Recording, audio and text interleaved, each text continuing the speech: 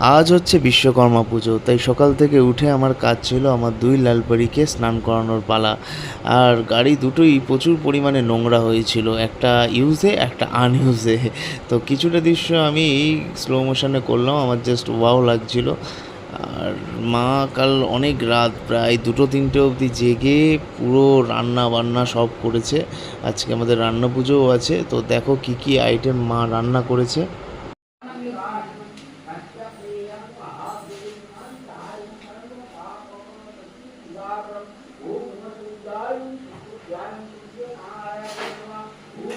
বিশ্বপ্রভুর্ভানু কনক কুণ্ডলবারুণ প্রতিহারি ধন্যযুক্ত ধীত শঙ্খ চক্র